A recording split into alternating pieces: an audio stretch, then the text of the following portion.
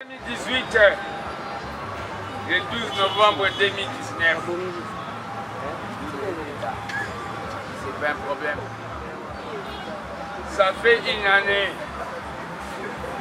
dont les combattants et combattantes de l'IDPS passent au nom de mon parti. Koubalé Bissana parti a retiré signature. Nous avons démontré au monde que les phénomènes pyramides renversées est approprié à l'IDPS. L'IDPS est vivant, base. C'est-à-dire, ce jour-là, le peuple a décidé de prôner ce que notre Père nous avait dit, c'est-à-dire la pyramide renversée base. Aujourd'hui, c'est la fête, mais ça ne doit pas être un slogan. Ça ne doit pas être un slogan. Il y a des complots monstres contre la fille aînée de l'opposition que je représente aujourd'hui. À un moment où Moutaoboya a sa boucle, Nande IDPS au Babengi, au monde à Bapolo, ABT c'est le mouvement du CDDiste, Nala Fatiste, Fati Azatiste. Nous avons jugé bon de faire un point de presse. Il y a eu des complots contre le président en Genève. Mais nous nous sommes réveillés un certain matin pour dire au président qu'il doit retirer sa signature. Et le président est vous mettez la Fatima.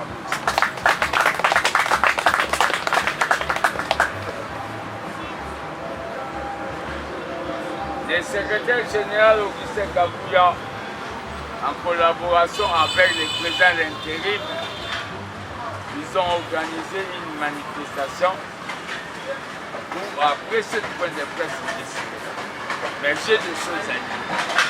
Bomba, bomba, bomba! La base de l'IDPS. Nous avons eu des tortures. Nous avons eu des traumatismes. Fouiner, il ne peut pas fouiner dans le passé. C'est sa déclaration. Je continue à dire ceci. Papa Obaïba Gizi Batanae na Kikakati pour akonisa la ferme. Alors que Zoli Batanae de Bobalu a fouiné. Fati a démontré Bobet la Fatima Moussa.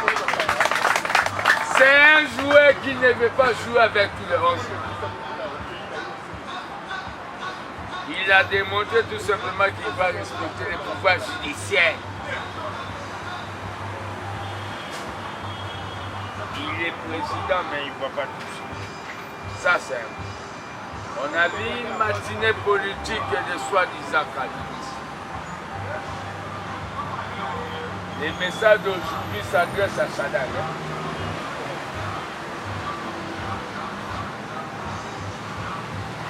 Tu étais à l'IDPS, tu n'as rien fait.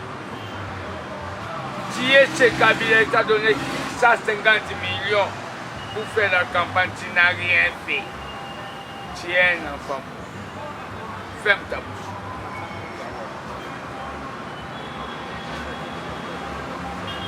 Babérin rouge, babérin jaune, babérin chocolat. Là, il y a des débats dans la salle, là, il y a des débats.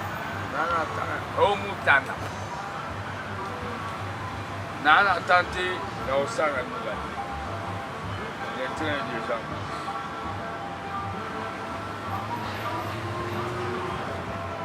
Nous devons dire ceci. l'esprit de Tshisekedi est à moi. Bateau va rouler, va au salon mabe. J'étais ce matin dans mon mausolée à Tshisekedi. Mais malheureusement, le caméraman n'a pas suivi à Média.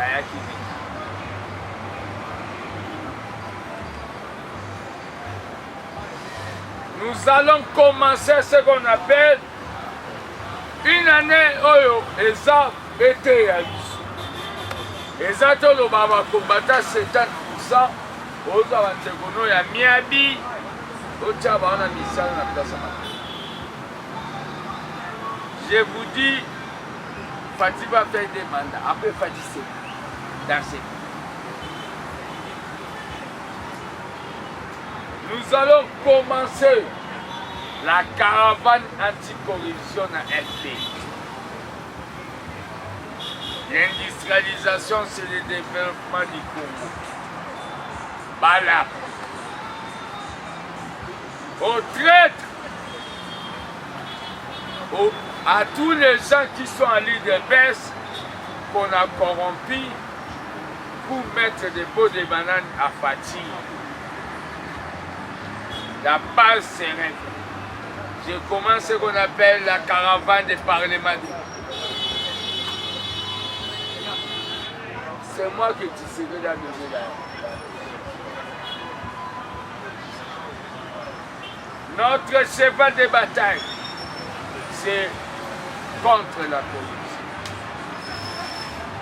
Je ne combats pas Kabila Mobali Yaoli. Je combats Kabila système. Oh, voilà, voilà, Azane à l'aise. Combat dans les années nazistes. Il y a des kabilistes plus forts que Kabila Kabak. N'est-ce pas? Oui. Les bureaux de l'ABT pas terminés. Ils vont me donner les rapports. Les gardiens du temple de la démocratie doivent célébrer ce jour. Nous avons initié quelque chose, Banque du progrès social. Autopé, ça va m'appeler, ça va faire. Nous en avons fatigué. Les détournements et l'insécurité nous met mal à l'aise. On a brûlé les effigies du président.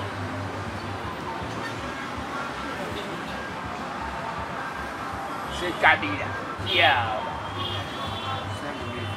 Les lois enseignent à Bino Bozala, Boyoka Soba ont changé ma vie. Les gens qui ont mariage à Nessimati, Babetanga.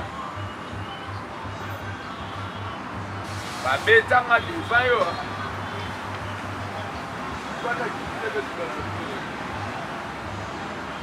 La gratuité de l'enseignement.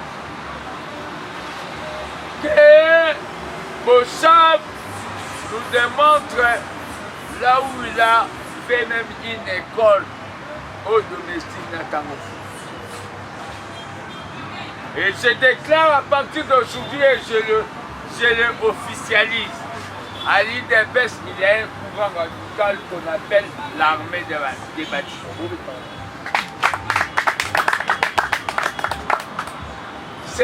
C'est statutaire. Tu serais la Tigabisson. Ce courant peut accepter ce que Fati a dit, peut aussi refuser. L'armée des bâtisseurs Tshisekedi. Bana malchance, mané mon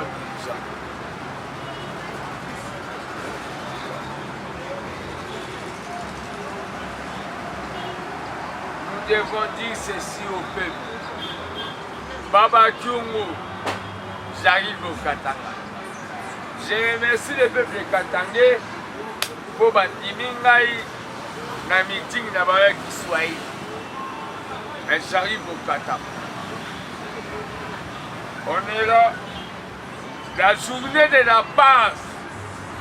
Le jour que tu sors là au Kabou, il y en a Kabou qui va à la rate. Vérité, Babo. Kolo Masolo. Autant dans d'un moment à l'autre, je voulais comprendre. J'attends vos questions, je vous remercie. L'armée des bâtisseurs n'a jamais voulu cet accord. Et ça, accord pour le ego. Vous allez sentir comment ils vont dire aussi. C'est zéro. Deuxième question.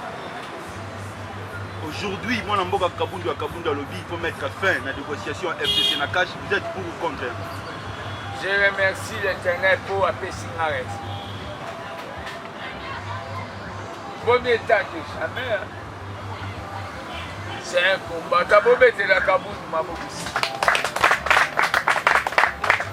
Il m'a donné raison. Si Kabounda a accepté ça, c'est-à-dire il est prêt même à démissionner. Il démissionne. Et le président va dissoudre. Il n'y a pas la plus grande décision, c'est le peuple. Vous ne voyez pas les gens qui m'entourent. Il a dit ça, on entend que ça ne soit pas un slogan. Moi, je ne dis pas des slogans. Kabounda Lobi Bongo. Attendons voir. Soki a eu une décision d'ailleurs. Donc, c'est quitté. Une autre question. Aujourd'hui déjà, la tractation comme au Salama par rapport à la rentrée politique, il y a mon amboka Joseph Kabila Kabange. Oyo, professeur à l'université, Bazako entouré, en 2023, il peut encore être candidat. Est-ce qu'ils ont banni sa fils Moukoko, la bande de quoi il est passé? Des intimidations. Je peux répondre à ça même par lire. Kabila, article 108. Sénateur a Dieu condamné. Vous croyez que Kabila peut revenir à ce pays pour remettre encore au ministère de la paix? Le peuple a su leur contrôle. Ne cherchez pas que le peuple saute sur Kabila. Abosana mwana na ye ya mwasi na ya mobali na lokola sapatu ye ya gauche. Kabila sait il doit être calme jusqu'à ce que bafunde mpona mabata bato na bataba bato akanga atia na kimaka. Je te dis mais c'est Kabila, écoute-moi très bien. Tu m'as déjà vu chez toi à Kingakati. Bakabu yande bayaka na bakabu. Nyama yeyo kolo masu. Kabila ne va pas revenir au pouvoir. L'article 54 est là, mon amboka Kisou. Il ne va pas revenir au pouvoir. 108. Toziga la constitution. Et les sénateurs à vie n'épée. Namna komao. Kabila yebi babo samba kobobisa Kabila papa. Yango nini nazobebisa bamasa na ya FCC. Mutanda, Papapi Tamba. Boyebake. Là, dans un bout de la pomme, c'est la vie à la mélamine trop. Pour se révolutionner. Mais yo, Goliath, Wana, Oya Lubakawana, soi-disant. Dans le colo, on arrive à Martin Fayou a levé le dos de la table de négociation, crise Ezali. Est-ce que crise Ezali est là? Est-ce que négociation, tu peux qu'il y ait une transition le plus important? Merci. Ah, aïe, visite les ébouanas.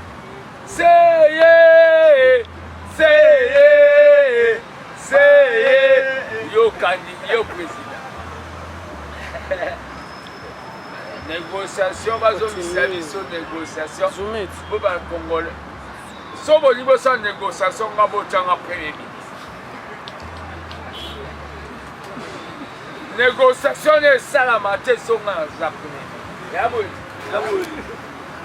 c'est esalama te. Est-ce que crise ezali? Il n'y a pas de crise. Donc comment on a effigie à chef de l'État Batumbi, il y a mboka. C'est Kabila. Nous sommes non violents. Nous sommes des non violents.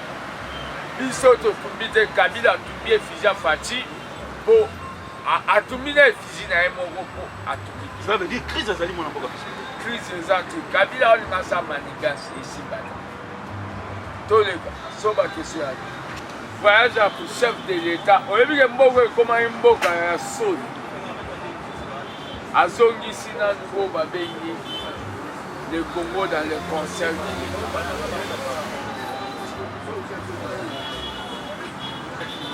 Boya Bobisanga Magamna Oluba. Azongi Sio Babengi, le Congo dans le concert. C'est normal. Gratuité enseignement, au monde en mode. Azote de Cambo.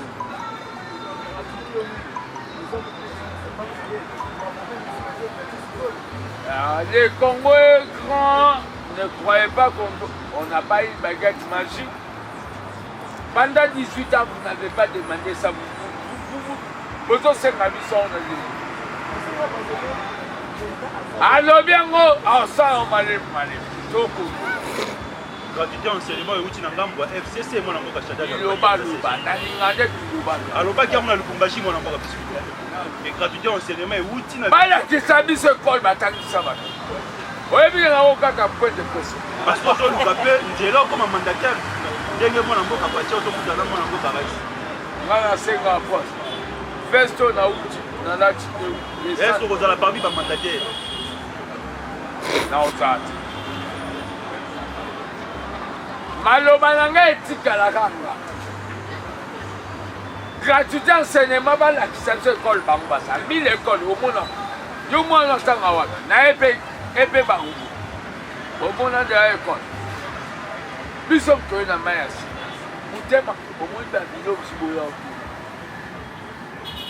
boyoka kandi na oluba Fati Beton oyo akoboya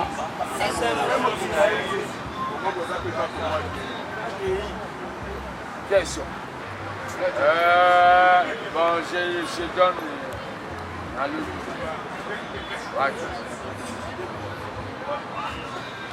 Je laisse là.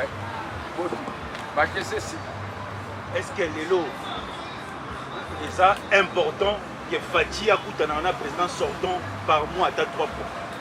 C'est pas un problème. C'est ton ami, Barobi Tada. Au message de la président Bakoufa.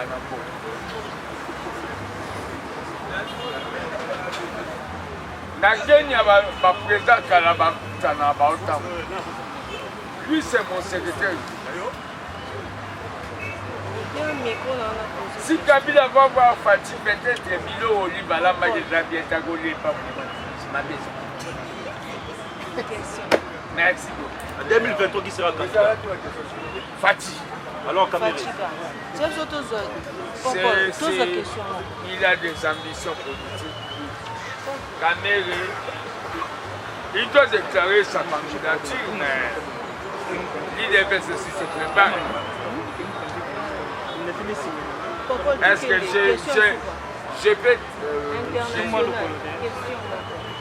je peux pas arrêter les ambitions des gens? Ouais. Attention.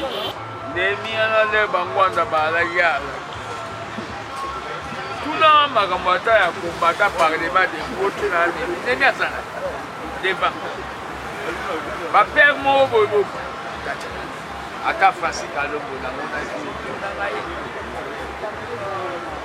armée koya étranger na ya ba Serbie ba pekisa le ba ya na ba Rwanda biso pekisa Bolukana lo ba mususu ezana ngusama na lobi boy armée koya même ya ba ukrainien objectif na biso eza tokanga mpe lelo nde naomata na podium wana ezaka message arrestation ya kabi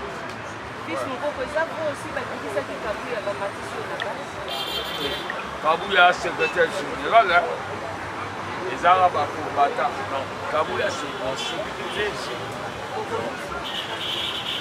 tobongisa ndenge so moto alobi yesu nde nzambe yo olobi satana akakingaka estce bobebani tobebana te eza nde ka contradiction de pensée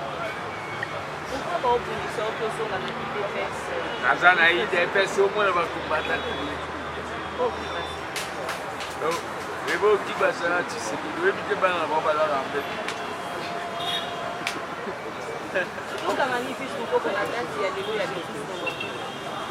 eza journée na ngai nayebisa fatia riches oyo aoboya yango akontribue eza ngai na bapeti nanga badiamotet bapetio oyo bakatanga su eza journée na nde baza moto akoderape te mais je dis tout simplement tozwi journée yango eza te bobino boya bokangela biso bafoto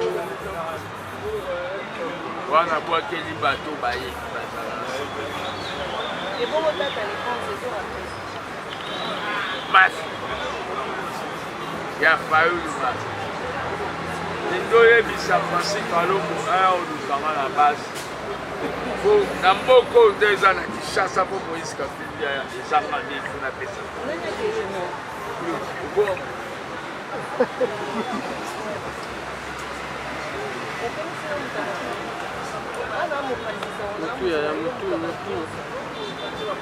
namoni bakesho esili naokesiko na mataka